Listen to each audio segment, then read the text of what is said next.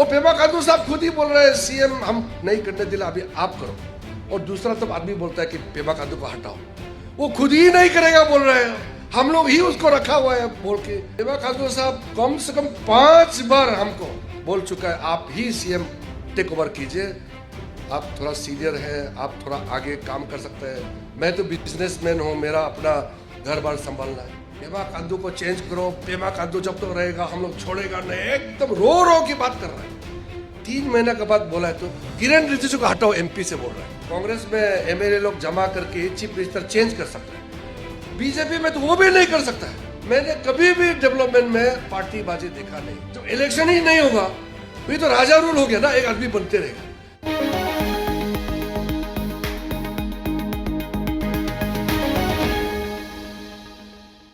Party politics ये तो चलते रहेगा क्योंकि डेमोक्रेसी है। जो इलेक्शन ही नहीं होगा वही तो राजा रूल हो गया ना, एक आदमी बनते रहेगा। डेमोक्रेसी में ही तो इलेक्शन होता है और पार्टी आपस में लगता है, ये तो बहुत अच्छा बात है। लेकिन जब डेवलपमेंट का बात आता है तो हम लोग सब एकजुट हो जाता है। मैंने कभी भी डेवलपमेंट में पार्टीबाजी देखा नहीं, क्योंकि मेरे लिए पूरा अरुणाचल एक समान है। हाँ, मेरा पार्टी का आइडियोलॉजी, मेरा पार्टी का प्रोग्राम पॉलिसी वो रहेगा, लेकिन जहां डेवलपमेंट है तो उसमें बराबर हम लोग देखता है। लेकिन जब यहां अरुणाचल प्रदेश में कांग्रेस का सरकार था तब भी लगातार 3 इलेक्शन में 70% से ज्यादा लोग एमएलए तो कांग्रेस को दे देता है, लेकिन एमपी वोट हमको देता है।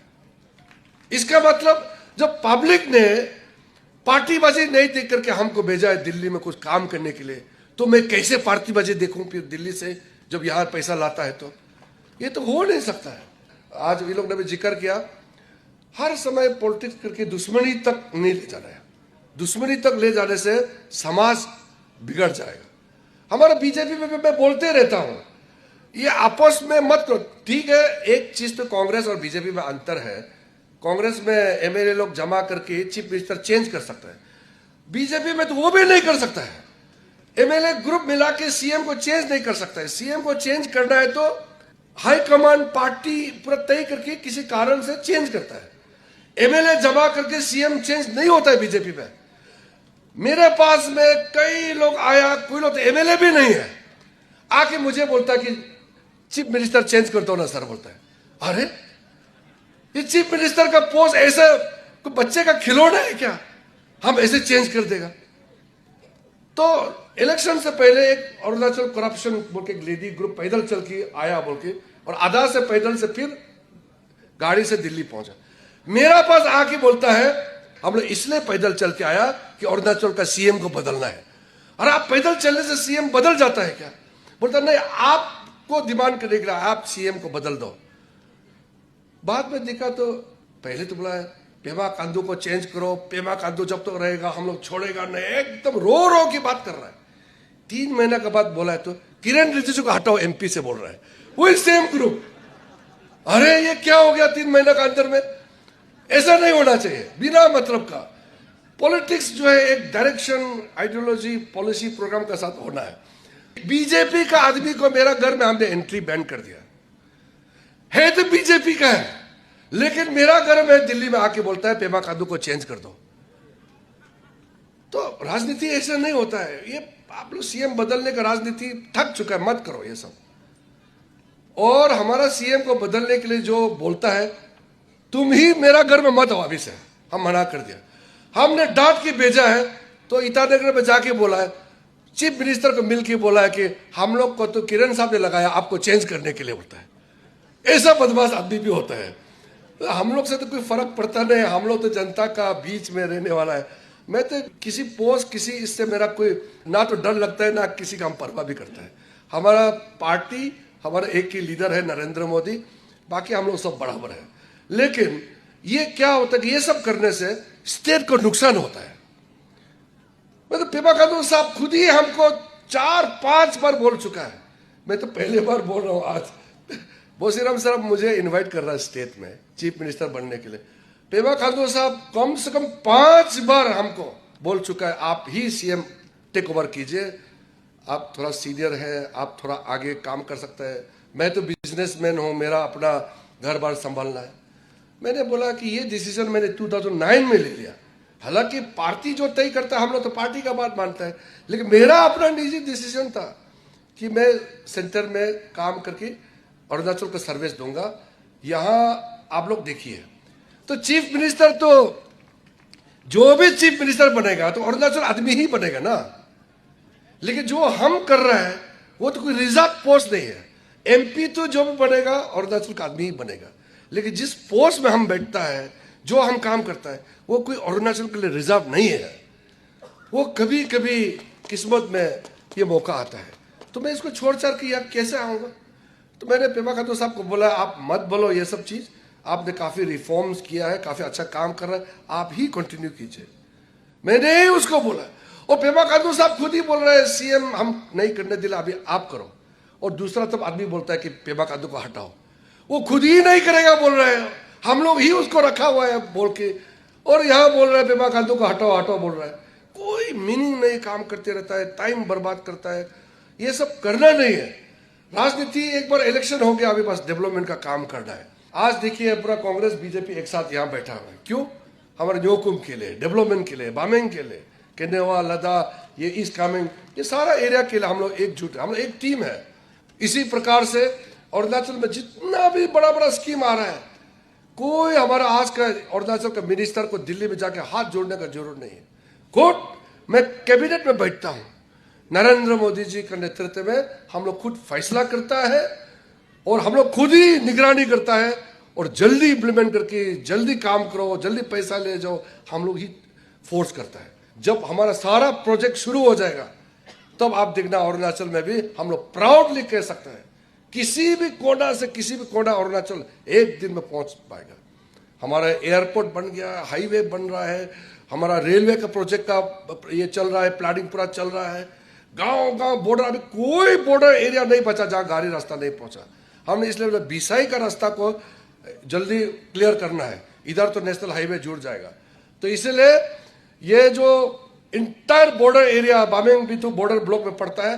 अभी वाइब्रेंट विलेज में मैंने आज कुमार वाई साहब को बताया, हम दिल्ली जा करके वाइब्रेंट विलेज में हम रिव्यू मीटिंग ले रहा हूं, क्योंकि पहले तो बीएडीबी बल्कि मुश्किल से 2-3 करोड़ मिलता था। आजकल तो वाइब्रेंट विलेज तहत करोड़ों पैसा आपको अलग अलग अलग स्कीम में मिलने जा रहा है। तो न्योकुम के समय में अच्छा संदेश जाना चाहिए, इसलिए मैंने 1-2 चीज शेयर किया है। पचुक नदी में जाकर के पिकनिक भी किया। बहुत दिन के बाद में बामिंग आकर के अपना घर वापस आया, इतना शांति हो गया। हम सोच रहा था कम से एक रात सो के बामिंग में बचपन का याद दिलाना है, तो ये मेरा सपना पूरा हो गया। जब हम राजनीति छोड़ देंगे तब तो हम घूमते रहेंगे, लेकिन अभी तो मैं बहुत बिजी आदमी हूँ। फिर भी 2 दिन बामिंग में मेरा टाइम गुजारा है, बहुत अच्छा लगा। मिलेंगे सबको फिर से न्योकुम का शुभकामनाएं देना चाहता हूँ।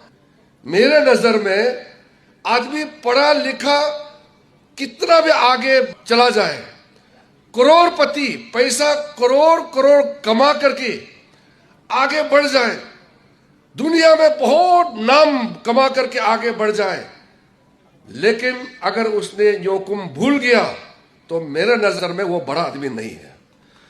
मेरे नजर में आदमी बड़ा वो होता है जो समाज से जुड़ा हुआ होता है और समाज के लिए काम करता है।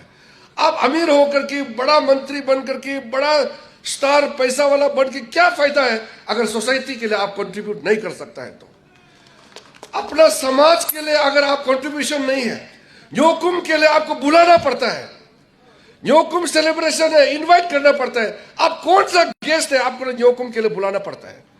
पूरा का पूरा 100% बामिंग का यहाँ जमा हो जाना चाहिए। न्योकुम के लिए भी इनवाइट करना पड़ता है। मतलब आप क्या कोई रिफ्यूजी है क्या, आप फॉरेनर है क्या? यहाँ हम लोग दिवाली मनाता है, कोई इनवाइट करता है क्या? घर घर में सब दीप जला के दिवाली मनाता है। अभी होली आने वाला है, हम भी रंग लगा के होली खेलेगा। किसी का धर्म, किसी का फेस्टिवल घृणा नहीं करना है, सेलिब्रेट करना चाहिए। या क्रिसमस आता है तो हम क्रिसमस में भी खूब धूमधाम से हम क्रिसमस भी मनाता है। और कोई बड़ा फेस्टिवल किसी और धर्म का, वो भी मैं करता हूं। अभी मैं सऊदी अरब जाके आया हूं। आज मेरा जिम्मेदारी है, लाखों हिंदुस्तानी हज के लिए मुसलमान सऊदी अरब मक्का मदीना जाता है, उसके लिए भी इंतजाम हम करता है। मोदी जी के नेतृत्व में मैंने एक एक हाजी का यात्रा का सुविधा करते हैं। इसी प्रकार से हर धर्म हर जाति के लिए किसी भी फेस्टिवल हम लोग साथ देता है, लेकिन हमारा अपना फेस्टिवल, हमारा अपना जोकुम अगर हम नहीं मनाएगा तो कोई हमारे लिए मनाने वाला नहीं है। इसलिए हर जाति के लिए, हर आइडेंटिटी का साथ उसका कुछ चीज जुड़ा होता है, उसका खाने पीने का तरीका, उसका ड्रेस करने का तरीका। अब बोपिया पहनता है या हम लोग ये साला लंबा वाला दव चिगे छोटा वाला पहन के घूमता है, ये भी हमारा ट्रेडिशन का हिस्सा है। या हमारा जो कपड़ा पहनने का जो डिजाइन आजकल तो तुरंत मॉडिफाई भी कर सकता है।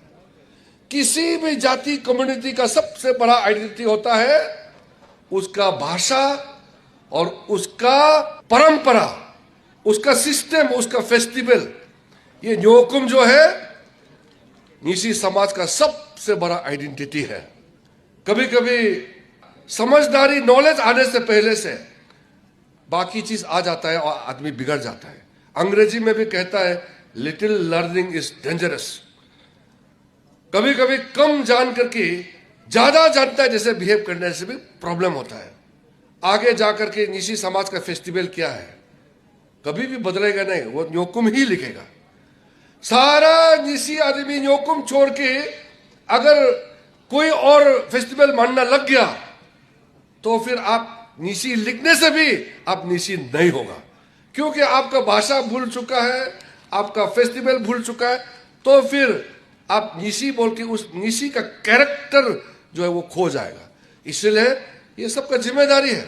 लेकिन कई ऐसा समाज है जो किताबों में, हिस्ट्री में रह गया है, उसका भाषा, उसका फेस्टिवल खत्म हो चुका है। क्योंकि आज दुनिया में संघर्ष होता है, सब लोग एक दूसरे को मैनिपुलेट करता है। जो समाज मजबूत से अपना वजूद गाड़ के रखा है उसको कोई हिला नहीं सकता है, और जो हल्का फुल्का घूमता है उसको तुरंत बदल देता है और दूसरा का तरफ अब चला जाता है, अपना परंपरा भूल जाता है। इसलिए इंसान मजबूत से खड़ा होना है जहां भी जाए, लेकिन अपना गांव, अपना समाज, अपना पहचान मजबूत से रखना है। जब मैंने राजनीति में आया था तो मैं ऐसे एमएलए एमपी बनने के लिए नहीं आया। पार्टी ने जब मुझे मौका दिया, जनता का आशीर्वाद मिला, तो मेरा जो सोच है बचपन से, उस सोच को मैंने धीरे धीरे आगे ले जाने का प्रयास किया।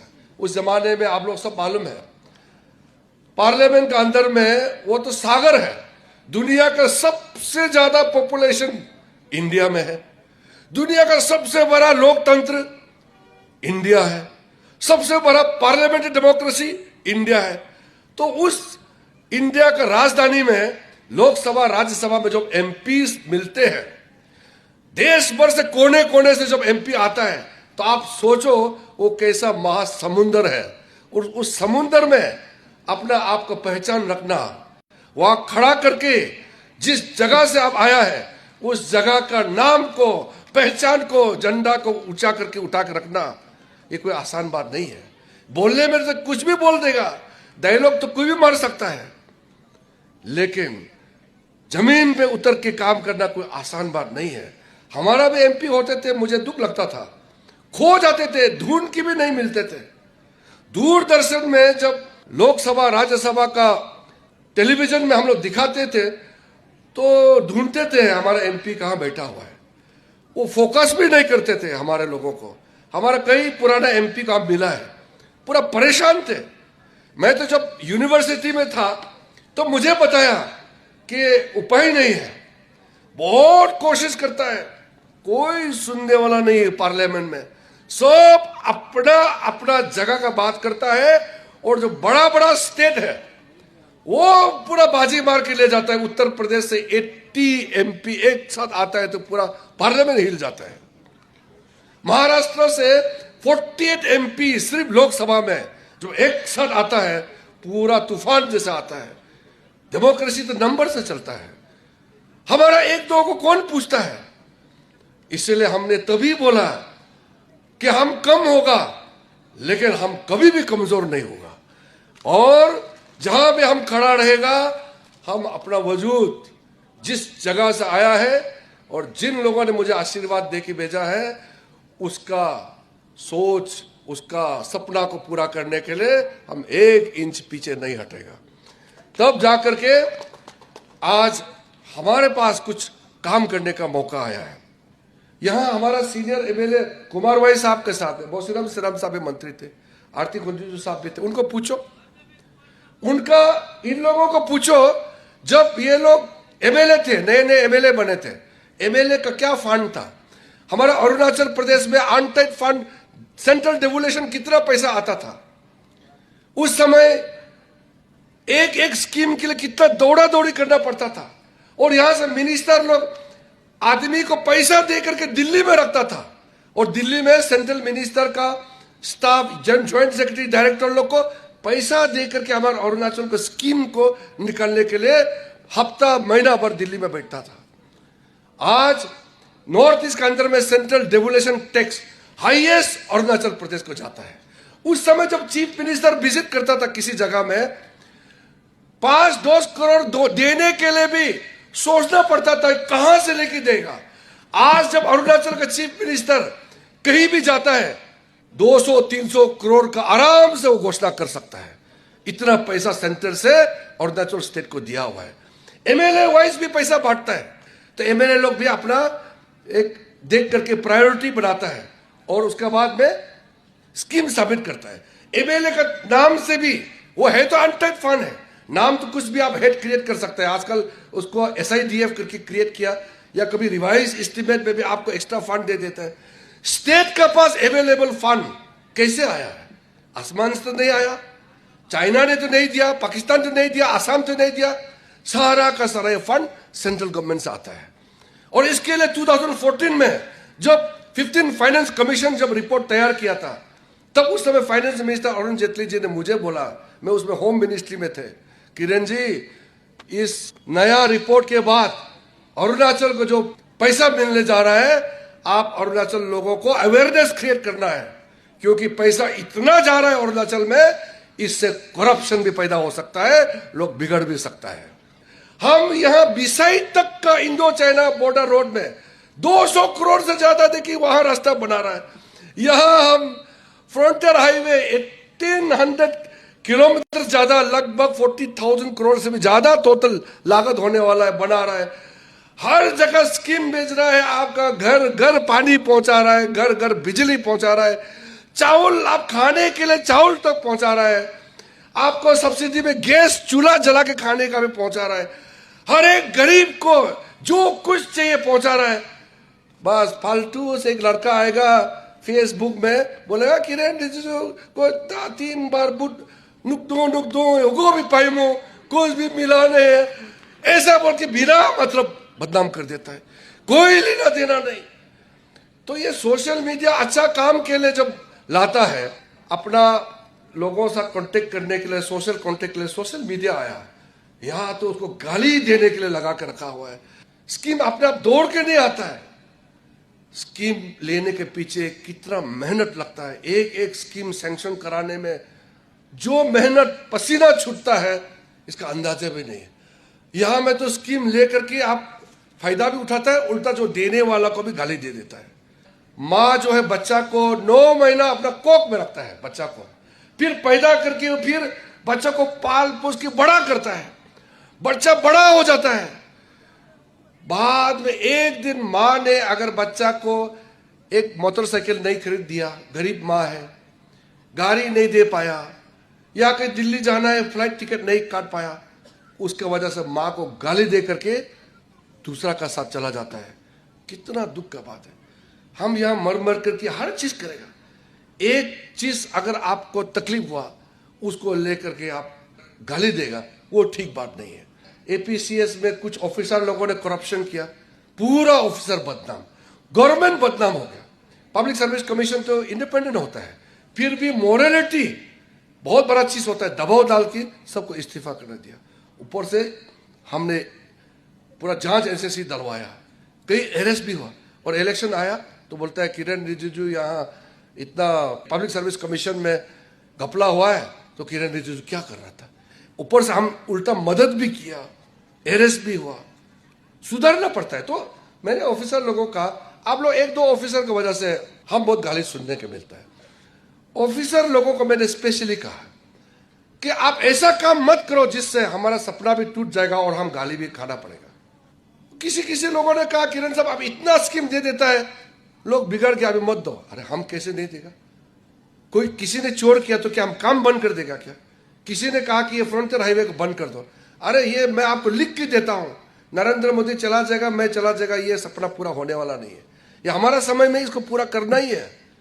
करप्शन तो है, करप्शन हुआ है, पूरा प्रूफ आया है, लेकिन प्रूफ आया बोल के मैं तो सीधा एक्शन नहीं लेगा। वो एजेंसी से एक सिस्टम होता है, वो एक्शन लेगा। मैंने कई बार कह चुका है, लेकिन एक्शन तरीका से होना है। सिर्फ मैंने कहा